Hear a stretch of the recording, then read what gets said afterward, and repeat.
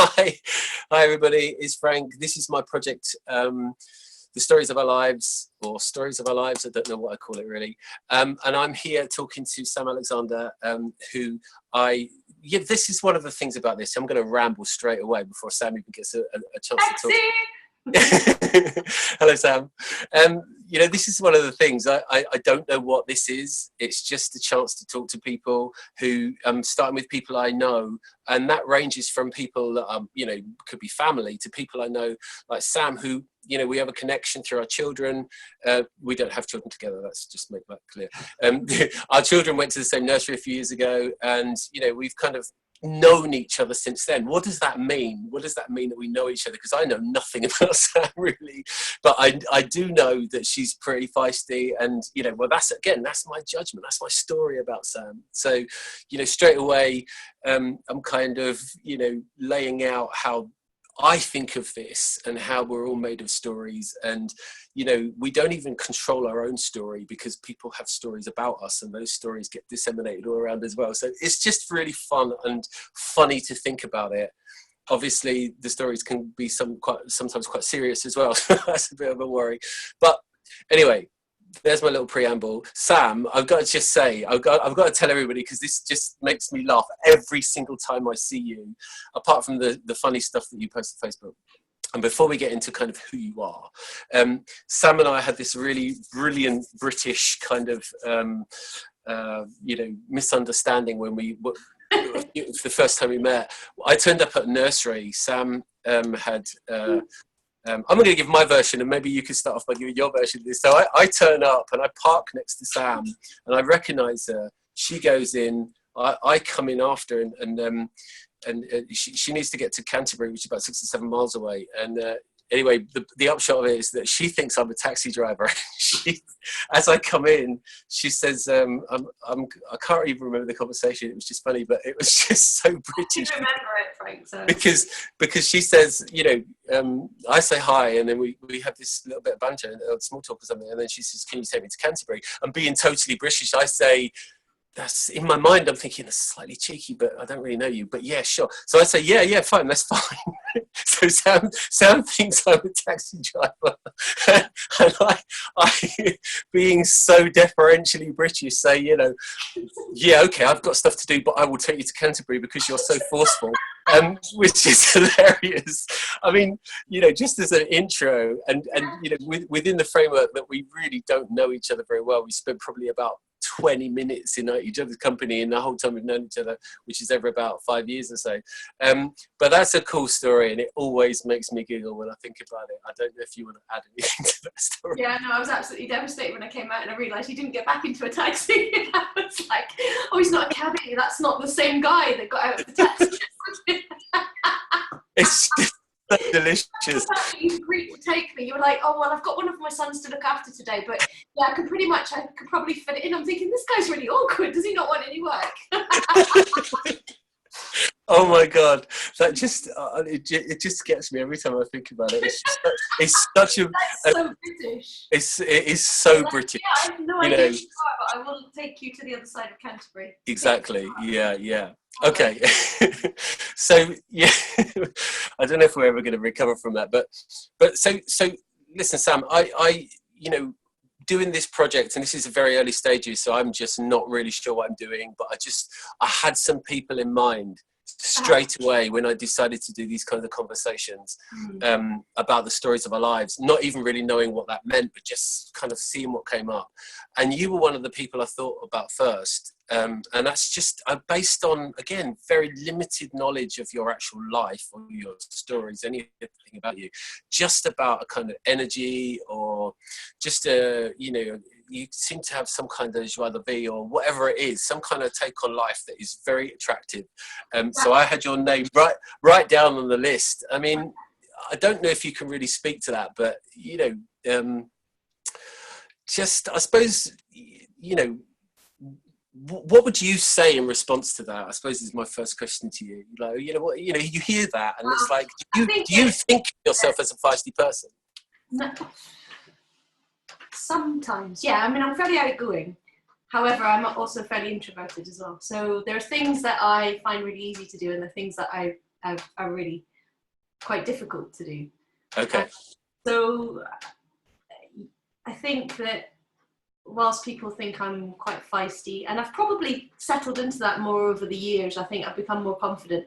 And that's really down to other people's influence and people, not mentoring, but there's certain people that you meet through your life, and they show you a way or a path. Yeah. Okay. And how to cope and give you the tools and all of those sorts of things. And it's largely down to that, and also just getting older. I think you get to about 35 and all of a sudden you get offered managerial positions and you're not sure why, and you feel like a fake, and then you realize everybody else is faking it as well. And then you fake it for a while, and you fake it till you make it, and then you acquire the skills, and then one day you wake up when you're 45 and you go, actually I'm pretty good at this shit. I can do it. Sorry, don't mind me. I'm pretty good at it's fine. So it's that kind of, that's the sort of learning process, I think. So, yeah, I'd say I'm more confident now. I say that when I was younger, I was confident. You couldn't tell me anything when I was younger. When I was about 18, right. I knew everything, and I was confident, but I knew nothing at all. And then I went through periods of kind of the 20s where you don't know anything, but you don't care because you're too stoned. And then your 30s where you're like, I'm not sure how I'm going to make it in this world, and I've got a job that's far too big for me. And then your 40s where you settle back down and everything's all right. Yeah, I totally. You know, I mean, this is the thing, isn't it? That story is a story, and yet, one of my big things is that, with stories, there's a truth in the fiction, and there's a fiction in the truth. And I think one of the reasons why we read literature and everything is that sometimes it gets at the truth in a way. And what you just said, the good stories do. The good stories get to the truth, and they're truths that will last for centuries. It's not something. And what you just said there in that kind of like 2 minutes there, you kind of just go, God, I recognise that. You know what I mean? It's a total generalisation, and yet it has such truth behind it. There's something in it, what you said. But there's all the storytelling gives you the tools, and it's all there. All the advice is there. But this is where fiction and reality kind of marries, I suppose, is that you can read things, you can be told things by your parents, but until you've experienced and had life experience, you don't get it. Yeah. Okay, so you think you get it, you go, right, I completely understand that, and you don't get it. So an example of this is, it's a very simple saying, a blast from the past, right? You think, okay, I know what that is. That's just like, woohoo, we're reliving our youth or something like that. Right. So I've had various chapters in my life, and this is how I've come to realize that when people say there are chapters in your life, there are actual chapters. And it's really weird. So I lived in Scotland for a while. I moved 650 miles, and I live down here. I don't have the same friends. I don't have my family around. I don't even have the same things. So my life has completely changed. I don't keep in touch particularly with anybody from way back then. And so everything changed, location changed, reference points, everything. My ex's mother, from when I was 18, she's a lovely, lovely lady, and she should have always been my mother-in-law. She's gorgeous. I love her to bits. She's bonkers. But she kept a few items, and she didn't tell me, but she asked for my address, and she sent them to me in the post. Wow. And so I got them, and they're nothing. They're just kind of little pots for a tabletop for a vanity, whatever. Yeah. And I opened them up, and literally I was transported back to being, and it was quite scary. It was something, and that's when I got that. Now I understand what that means, because until you feel it and until you really experience it, you don't understand it. So but all of these things and all of these are in literature. It's just a matter of, you can know them and you can use the tools, but until you get it, you don't get it. You don't get it till you get it. It's like that, isn't it? Yeah, I love that. And it really reminds me of so much about getting older. I think it's so true. But one of the things that, I mean, we had our kids really late. Kerry and I was 40 when I had Frankie. And, I thought I was going to be, pretty, sure-footed and cool with it, because I was older, and you have no idea. It's another situation where you can be told, you can watch people, excuse me, you can be around kids as an uncle or a friend, but until you get your own children. And it's the funny thing, even as I'm saying that, I'm thinking my younger self is going, fuck off. Do you know what I mean? But for 3 days on a party, I know exactly what the secret is. No, you don't. It's so true. You are clueless. No idea until you get that baby and it's your baby. Can I ask you something? I just want to pick up on something, because you said something really interesting about the influence of others, and I find this really interesting. And when you were talking about kind of mentors, which is an interesting idea as well. My question is, do you think that there are people kind of there? I mean, I'm just throwing this out here. Do you think there are people there, all through our lives that could be that person, or and we just have to be open to see it, and sometimes we're just not open to see it, and then sometimes there's an alignment and you're kind of ready, and that thing where they say when you're ready the teacher will appear, or something like that. I think that's true, actually. But I think there are some people that you will meet and you will get things from them, but they won't necessarily be giving it. It's just that you take it. We have to be things. We have to steal things through life, right? And I don't mean obviously effects. No, I know what you mean. Yeah. The jailbreak days are over. So not that, but I think that there's certain things you've got to steal stuff if you want knowledge and truth and understanding. Yeah. But I think also people that are incredibly generous, and they will spot potential within you, and they will invest time and energy. That's very interesting. If you let them. Yeah. But they'll get something back. They get something out of it. It's not a one-way relationship. It's a two-way thing, because what you're doing is you're validating their knowledge. So they've reached a position or whatever where they understand and they get it. And what they're doing is then seeing if that's transferable knowledge, if it's useful. You see, it's a little bit like giving birth to kids, I suppose. It's that sort of thing, isn't it? It's like, the stuff that you want to pass on, and you've got all this in your head of like, I'm going to pass this knowledge on, and you realise that half of it is rubbish, and the kids look at you like, why are you telling me that? And either it's because they're not ready for it, that's how I've justified it, or because it's not useful, and it's only kind of in your fictional world that you think that it might be useful, because when you imagined having kids, you'd imagine it would be a certain way. Right. Like I imagined I would have a little girl and I'd take her around the garden and I'd show her all the flowers. And then she'd say, "Oh, Mummy, what's that one called?" And I go, "Well, the Latin name, darling, is such and such." Instead, what happened is I had two boys, and they go around the garden and they kick the heads off the flowers. This is brilliant. I genuinely thought I was going to be a kind of Zen god, and when my children would come to me with a problem, I would say, we don't deal with that with violence, son. We turn the other cheek, and if you know what I mean, I was going to be this kind of like Buddhistic figure, and that I used to call myself a glorified referee, and then I was like, why am I calling myself a glorified? I'm just a freaking referee, and I'm not a very good one. Do you know what I mean? Stop fighting! 5 minutes. No, it was going to be like that. We were going to be calm and collected. Absolutely. Absolutely. Say, okay, Mummy, I do understand that. Thank you very much. Carrie and I would have conversations about how we're not going to use a dummy, because that was just that was dummy behaviour. And then I think about 2 weeks in, we were at Tesco. Yeah, I love the way the first as well. You're like, I'd never never feed them that, because it's got sugar in it and that's disgusting. And the second one, you just eat it. It's so true. First child has a baby book like this big, lock of hair, footprint, everything. Second child, baby book's like this big. Yeah, where's my video of the first time I crawled? I was very tired and drunk at that point. Couldn't hold the camera. Oh, that's so good. By the way, it's not like that. It's not all like that. So listen, here's the question. So taking it from some real fun stuff to something a little bit more philosophical. So one of the things when I study my classes, when I take my classes, I create a course, and then I tutor it. One of the things that always comes up in books, because not Western novels tend to have a central protagonist, and it's very much about the central protagonist identity. I'm really fascinated in the idea of identity. Well, because the world revolves around them in the West, isn't it?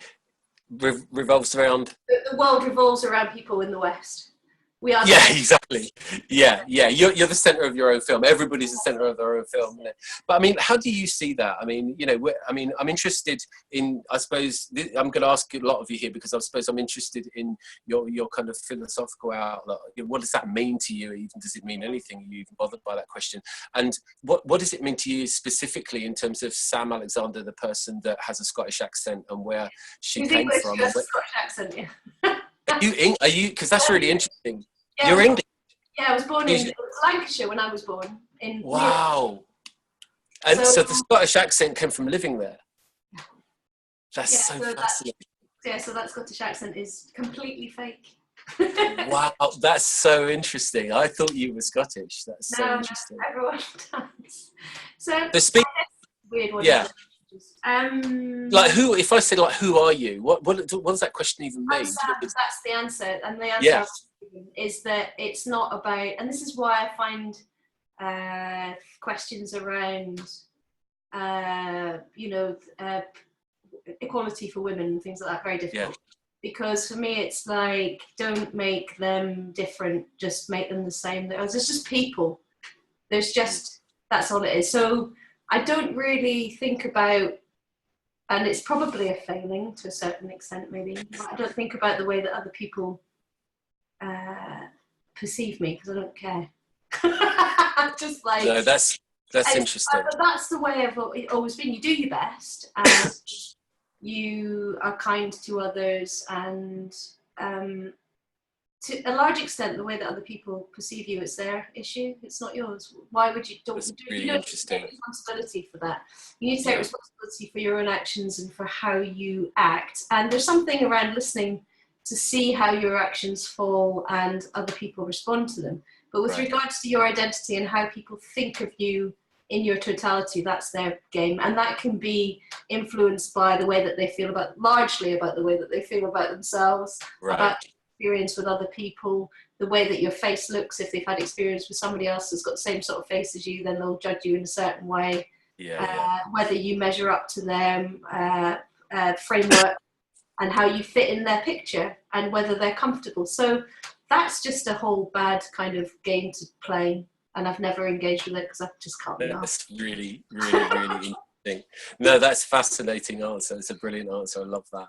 I mean, I'm just going to throw things at you because we're kind of in this, in that kind of area of questioning. But I mean, like, if I just said something to you, like, do you know who you are? Yeah. Is that a bullshit question, or is that something you can engage with? A lot of people that spend a lot of time overthinking who they are when you know it. Yeah. You don't have to justify it. You don't have to describe it to anybody. I love that. It's only for you. So yeah, of course you do. I love that. Not everybody would, but I do. Yeah. And just going back to what you said earlier on, just a minute or so ago. But to caveat that, it doesn't mean to say it's finished. It's not finished. I know who I am now. And tomorrow and stuff, because it's in the moment, isn't it? And it's about all of the influences then. So it's not a closed thing. It's not this is it, and I'm fairly sure who I am. And if somebody asks me questions, That's so good. Do you know what? And this is going to be a bit off track, but it reminds me of something that there's a novel called Stoner by John Williams that has become really. It was published in the 60s and it was a very slow burner. It wasn't very popular, but over the last, they redid it. They did a 50th anniversary a few years ago and became really, really popular. It's a very, very subtle book, very nuanced. But there's a bit in it. It's this guy, William Stoner's life as he goes through from farm worker to university professor kind of thing. And he's later in life and he's never really been in love. And he's probably in his like late 40s, mid 40s, and he thinks about love and he says, God, I had 3 stages of love, and one was love was this thing that I had to get, and then one was this thing that I had to keep, and now I think of love as it's just a process of becoming. I mean, it's not necessarily an original thought. But that thing that you can't hold it. It's like trying to grip water. Absolutely. So you had it as a physical thing that you had to get. Yeah. But none of the circumstances were right because they wouldn't be because you're trying too hard. Totally nailed it. Yeah. But what I was going to say, that I was going to pick up on was what you said was really interesting. You were talking about, when I said to you originally about identity, you were like, I'm Sam, and I'm not really too. I think you were kind of, I'm paraphrasing here, but you were like, I'm not really too worried about what other people think of me. Now that's really interesting. Does that ability to say, you know what, I am who I am. I've got my foibles, but you know, I'm here. I occupy a space and I do my thing. Is that where that links up with confidence? You know what I mean? Does that? It's a parental given thing. But it's not something that's either that or it's born with. I don't know. But my dad is exactly the same. Really? I don't know whether it's like that's too complicated. Life's hard enough as it is, right? Yeah. So and there's loads of people out there that will destroy you and analyze you and pull it apart. So why would you do it to yourself? Yeah. Right. That's so good. That's so good. I do like that. Yeah. That's excellent. I mean, I have modified, you know, and looked at ways to, you know, in the past when I was younger and things, to think how would what I've said, and this becomes language, I suppose. So this is about written communication and verbal communication as well. Yeah. It's like, how does it actually land with other people, and how do what I say, how would it make somebody on the receiving end feel? Yeah. Because there was, I think in my past, there's that kind of just a sort of a thought that, well, of course they'll get it. Why wouldn't they get it? Right. But I've met so many different people that just don't think the way that I think, and don't do things the way that I do them. Yeah. And that kind of like, then you have to have consideration about how the things that you're saying to them, how you're saying it, and not what it says about you, but how it's going to make them feel. Right. So not that they will change their perception of you, because I don't care about that, but it's how you don't want to hurt people, you don't want to be bad about themselves, or, you know, there's those sorts of things, and getting the opinion across or whatever in a kind way. Whereas I think when I was 18, I'd probably just say what I thought, and that was it. Right. Receiving it just to deal with it, to be honest. And it's probably their own. It's a fascinatingly complex weave of communication and meaning and interpretation and emotion and all of those things that we do every day. And I suppose that's what I'm trying to, get a slither of here, is just like every single person's walking around with their own story going about who they are. A lot of us nowadays are the center of their own epic movie, you know, and it's fascinating. It's all about me, absolutely, yeah, of course. So in social media and all that just kind of perpetuates that bollocks as well, doesn't it? Yeah, too right. I mean, to me, social media, you know, I mean, it's not necessarily bad or anything, and I'm trying to, you know, disseminate my ideas through social media, but there is that kind of very much, it seems, that appeal to ego. It's, you know, it's very much about you and who you are, because you're very important, and it's like, you know, it's just fascinating. I've got to ask you something. So you know, again, one of the things that interests me about this project is the people I talk to. I've got a relationship in some way, and that's such a range of different, from being, say, my sister to like an acquaintance or whatever, my neighbour. And I'm just fascinated about what those relationships consist of, you know, even if you can call them a relationship. And I was kind of just thinking about the different people I've asked so far, and, you know, the story is already going in terms of how people respond to the offer of a conversation like this. You were like, yeah, I'm in. I might dominate you a bit, but it's fine, you know, which is brilliant. And other people have had considerations, which, you know, what's it all about, kind of thing. So what do you want to do? Well, that's been a really interesting question. Yeah, I mean, the thing is, I have been into live broadcasting and stuff like that in the past, so I'm used to having conversations, right? You know, that will be used for whatever purpose. Yeah. But then also, I think I'm fascinated for the project, and anything that stimulates and generates that kind of interest in people, emotional response, makes them feel, think, whatever. I think you know, I'm into that. That's good. That's good. Okay, so tell me about, so, you know, nothing to do with anything we've talked about, or a large part of everything we've talked about. Tell me about martial arts. That's one thing. That's one thing again, you know, me building up a picture of and actually, you know, stopping to contemplate the people I'm asking, you know, to join me in a conversation like this, and just think, what, you know, what do I know about that person? And it's actually very, very small. Yeah. What I factually know, and largely you can see right there, I'm constructing a story of who you are, and I've got a kind of narrative of who you are, but I really know very little about you. Do you know what I mean? And that's, again, that's something that fascinates me. But one thing I kind of think that I've seen you post on social media, and you know, and you look like you know what you're doing. So talk to me about talk to me about martial arts. I'm glad you think that. So the style of Aikido that I do, well, the style of martial art I do is called Aikido. It's a Japanese martial art, and it comes from the samurai. So it's a weapons-based system of practice, but it also has open-handed techniques as well. So when you don't have your sword or your Joe or whatever, then you can still execute the same moves. It largely responds to somebody else's actions to you, although the misconception is that it's a defensive art. It's not. Interesting. But what it doesn't do is it would not provoke an attack in the way, traditional sense of aggression. It's all about kind of the destruction of the ego, basically. There's no place for ego decision. If you don't have ego, then you have focus. Then you have precision. Precision through practice, focus through practice, and it's a physical way of getting rid of it. There's a lot of sort of strict practices that you know. There's you have to listen to your teacher. You have to do what they say. You do something wrong, you will get shouted. You do get shouted at. Those sorts of things. It's tough training, and it's tough physical training as well. You're thrown around a lot. It's, you know, you're not being damaged, but it's continual sort of thing. And through that, you kind of learn, I suppose, that you're not really that important. Wow. What it gives you is the ability to cope with situations, not just on the mat, but outside as well. So if somebody screams in your face, you're used to it, because you're the person screaming in your face outside.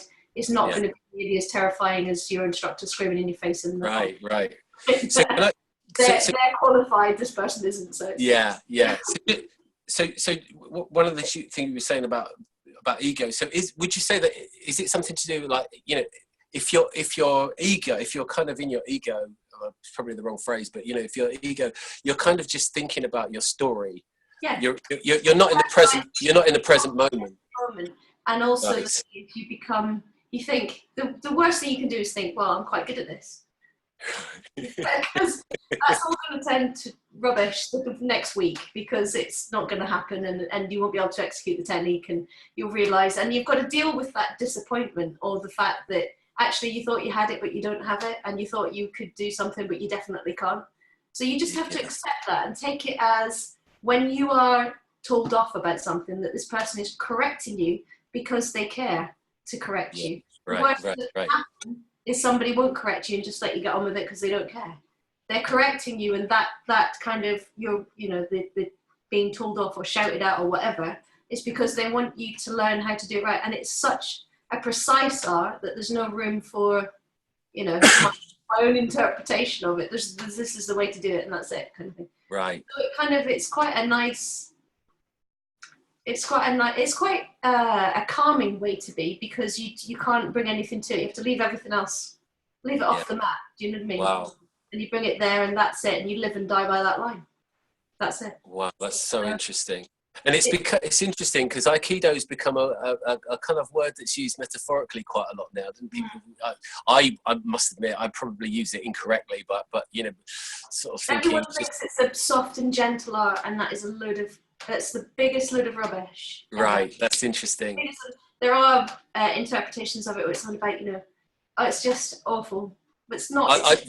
And the feel is, it's what the ultimate aim of the martial art is. As soon as somebody touches you, you kill them. It's not a case of you have a little boxing match with them, or you have a sort of. This is it. It's over. It's finished. Wow. As soon as that person engaged, it's finished. It's over. It's a samurai art. Wow, that's so. Thank you for telling me that. Love and compassion. Yes, love and compassion, but it's martial love. And martial art is Budo, which it's a term which is quite an interesting thing. Martial love is about respect, and it's about recognizing the situation, finishing the situation, and it's not about feeling all fluffy towards the person that's attacking you on the mat and having fun with friends on the mat because they're friends. This person is giving the opportunity to practice for a real situation, not that you'd necessarily use the techniques in Aikido in a real situation, but you'd use the principle, and the principle is this focus. Because it's probably, maybe the techniques wouldn't necessarily work, but it would allow you time. It gives you existential time. Do you understand? You know I do. Yeah. When people have a car accident and things tend to go really slowly, yeah. The more you practice with you, this is why people like Bruce Lee or whatever could move so quickly, is because they honed that skill and because they were so focused, they had that thinking time. So when somebody's throwing a punch, they think they're going really quickly, and he's like, okay, well, I could move this way because I can. So it gives them the time and the space to think without the clouding of the judgment. It's fascinating to hear you. I've just rambled on there, haven't I? No, you haven't. It's really fascinating to hear you talk about that. And as I'm listening to you, be so kind of like passionate, but not passionate in the kind of way we use it when we put one of those little flyers up that says we should be passionate, passionate, but with a real intensity and a direct focus. And it makes me think, wow, this is a zillion miles away from safe areas in university. And do you know what I mean? The way we seem to be very, very worried now about anybody that disagrees with our, this is very focused. It seems very focused and like, I occupy my space, I'm not gonna touch you, but you fuck with me, and it's like, it's like, it's over. Yeah. Do you think? Can I ask you a question? Because I did quite a few days as an extra on. This is quite funny. I'm taking it from the very intensely serious to the ridiculous. But I did some days on Dumbo. Did you? The remake of Dumbo this summer. Yeah, and there was a core group of us, and one of the guys there was this martial arts guy, Dan, really, really nice guy, and we kind of talked about this, and he'd done various different things, and I said to him, wow, you know what?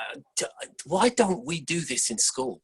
Why do we not have some kind of, you know what I mean? I've always been saying, why don't we do philosophy from a really early age and ethics and stuff? But actually, philosophy certainly into secondary schools now. Yeah. When I was younger. But if we did a martial art as a kind of basic core, it's not part of our culture. I mean, is that right? No, I don't think there are any British martial arts.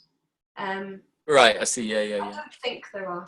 So it's not part of our culture. In Japan, they would have martial arts as part of their... Wow. And that's really interesting in terms of culture and how cultural ideas can change in some ways really quickly, but other ways we can be really resistant to change. And the idea that that didn't even occur to me, that this is not a sort of a, this is something that we look at and we go, wow, that's quite sexy. And some of us do it and a lot of us don't, but we still kind of look at it because it's sexy. Yeah. But actually as a cultural idea to say, let's do it across school, which I think would be brilliant. Yeah. And that whole respect and focus and losing ego, which is really what we need more than anything else for me, it would be such a jump, like, in terms of like the core culture that we have. That's really fascinating. I've not seen it like that. And this is what that's changed, or whether that's a particularly Western thing that we've been brought up of this notion that we're the most important thing, regardless of status or whatever, and regardless of the era. So in the 1700s, the individual is still important. Well, yeah, people were still navel gazing about stuff, weren't they? But I guess if you were very poor and you were just working, you probably weren't important. You probably just had to get on with it, and it was about the community, and it was about family. Well, look, I suppose maybe they were maybe those cultures were poorer than us. Yeah. In the main, maybe generally there was more poverty or something. I don't know. Right. It's interesting, isn't it? How it's fascinating. It's absolutely fascinating. Time is flying, and I didn't realise how quickly this would go, because it's just such an engaging conversation. But I want to ask you a few more things before we kind of wrap it up. So one of the things I'm genuinely fascinated about, and I have been increasingly as I've got older, is, and I'm just going to throw this at you here, is how do we thrive? how do we flourish? What's human flourishing? What's human excellence? And how do we what is it when we thrive? What would that mean? Things, I suppose it depends on the measure. So it depends what you're looking for. You know, thriving could be about technological advancement and about, you know, finding cures for diseases. It could be people being able to cope with their own shit from day to day. You know, I don't know. I mean, it's quite a big question. I guess it means different things to different people. Yeah, but that's interesting. Certain things, I suppose, that you need to have to live. You need tools and skills, and life is largely about gathering those tools and skills, isn't it? But I would say you've got to be brave to live. You don't to live properly. You have to be brave. You don't. What, You can't not what be does brave. what does that mean to live properly? I'm interested. Go with that. Well, there's a lot of people that I know that are too afraid to make a change because they don't know what the consequences will be, and so what they will do is they'll sit in their unhappy situation. Wow. Yes, that's so true. There's a lot of people do that, and some of it is because they're waiting to see if change will just happen.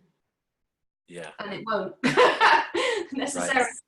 Right. If you're waiting for it, it's probably a certain kind of change that you want, and that's not going to happen without you doing something. And so I suppose they do that assessment and they push it away.